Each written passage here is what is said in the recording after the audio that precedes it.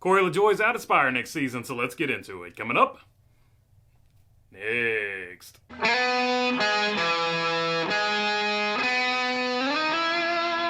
What's going on, everybody? Hope you're doing good today. All right, if you haven't heard already, Corey LaJoie will not be returning to Spire in 2025, which opens up just a can of worms, whole bunch of questions.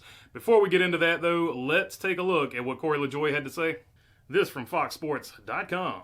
I won't be driving the 7 car next year, he said in a statement. I take a lot of satisfaction from having an integral part in building Spire into a respectable team on the grid, but unfortunately, the future won't involve me. We will finish the remainder of 2024 strong, continuing to deliver for my partners, my guys who work hard to build good cars, family, fans, and friends who have supported me since day one in the Cup Series. This chapter ends after Phoenix, and I'm excited to see what the Lord has in store for my family next.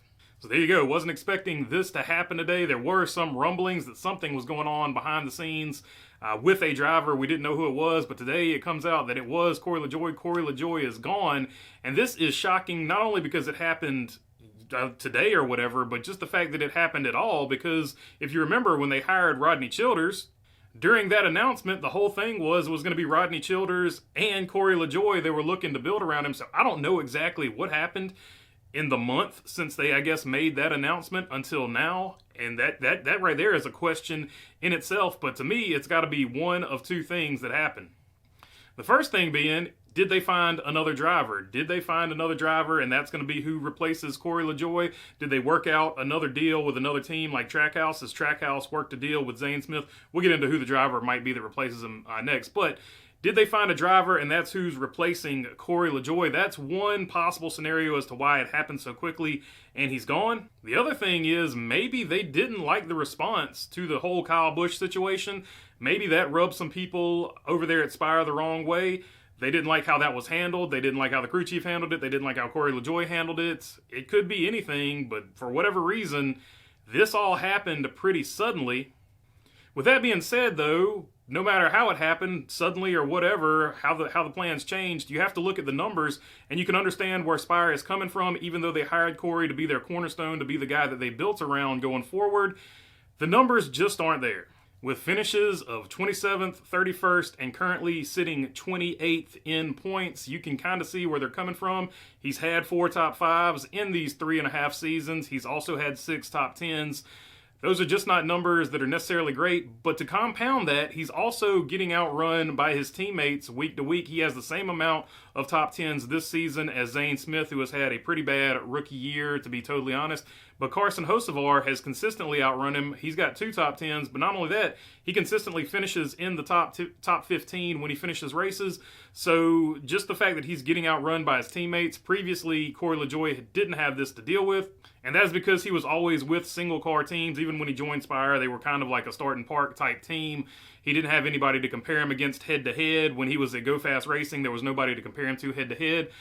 And since he's gotten some teammates, he has been outrun on multiple occasions, consistently been outrun by Carson Hocevar, and then he's trading places with another rookie there in Zane Smith week to week. So it's just not been the best look for him this season results-wise.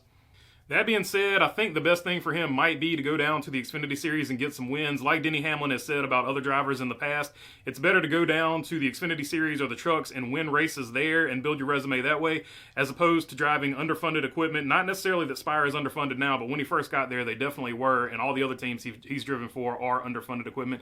I do think Corey LaJoie has talent. He proved that in the ARCA Series, finishing second to Kyle Larson in the points for that one, so I think the talent's there, the ability's there. He just needs to go refine it, rehone it, get that mojo back down in the Xfinity Series or truck. So I don't think this is necessarily the worst thing in the world for him. However, whether you believe he's a talent or not, he is out now, so we have to replace that seat. Who is going to go into that seat? And before I get to the serious options, I have to talk about Kyle Busch, because people are literally floating Kyle Busch's name out there. Not saying that it's a complete impossibility, because silly season has been crazy. But I do think that Kyle Busch going to the 7 car is more of a meme that started off more of a meme and a joke because they had the beef here recently at Pocono than anything else. But because people talked about it so much, Kyle Busch is literally trending on Twitter right now. So let's address that real quick. Of course, the big thing is they want Kyle Busch to work with Rodney Childers, and that is the big talk and all that, even though I think it started out as sort of a joke. But if you look at the results here of the last 3 years, Rodney Childers has 2 wins in the last 3 years. Kyle Busch's current crew chief, Randall Burnett, has 6 wins in the last 3 years with 2 different drivers. So as much as people want to see Rodney Childers and Kyle Busch be together, I don't think the crew chief he currently has right now is any type of slouch. And like I said, if you look at the last 3 years, he's actually had better numbers than Rodney Childers. I don't say this to throw any shade at Rodney Childers. I say this more so because people on Twitter are just completely disrespecting Randall Burnett and what he's accomplished in the Cup Series. They're acting like he's this terrible crew chief, and that's what's holding Kyle Busch back. And if Kyle Busch just got with Rodney Childers, everything would be fixed. Everything would be solved. I don't think that. I think that's just I don't know. It's just not statistically proven the last 3 years as far as I'm concerned. But it is what it is. People are excited. They want to talk about it. Even if he went to Spire, it's kind of a lateral move. Spire and RCR, the equipment, I feel like RCR's equipment right now is actually a little bit better. Spire does have that influx of money, so you would expect them to get better and better as seasons continue. Maybe they eventually get to a track house or something like that. Maybe they surpass RCR. But that moment right now is not that moment right now, right? So they're not past RCR as it stands right now. That would be a gamble on the future. So I don't see Kyle Busch moving over there for that reason either. It's more or less just a lateral move, if not taking a step down, depending on how you look at it. Which brings us to people who actually might replace them in the car. And you have to start with Zane Smith. Has Zane Smith and Trackhouse worked out another deal where they go over there and they will be, driving this? They'll just continue to drive the 71 car. You put Michael McDowell in the 7 car. Carson Hocevar stays in the 77. If I had to guess, if I had to bet, I'm pretty sure that's what's going to happen because that still frees up if Trackhouse can get that charter, if they get a charter agreement done with NASCAR, which that's a whole other story that I'm trying to work on that video, but it keeps getting pushed back for other stuff. You would have that situation where they can put Shane Van Gisbergen, SVG, over there in the other Trackhouse car if they get that charter, and then you keep Zane Smith over here, and Trackhouse gets to keep all their drivers, right? Gets to keep 4 drivers, and Zane Smith keeps building over here with Spire. Spire continues its connection with Trackhouse, so they get the Trackhouse information, so their cars continue to be on the move, on the uprise. So I think that's probably the most likely situation. However, I do think it's fair to mention Eric Jones. Eric Jones' contract runs out this season, so maybe you grab an Eric Jones. Eric Jones, a proven winner. He's really good. Legacy's not good this season. So, if you get Eric Jones, that's going to bolster your lineup over there as well. So Eric Jones would be another great candidate to have over there. Especially with Rodney Childers. Could you imagine a Rodney Childers, Eric Jones lineup? I think that would be a pretty stout lineup. But you've also got a number of young drivers who constantly get mentioned, and I think all of these guys are too young, but if you pair them with Rodney Childers, I think it's a good situation. You've seen what he's doing with Josh Berry this season, so let's just go down the list of drivers that possibly might be moving up too early, but still would be options to fill that seat.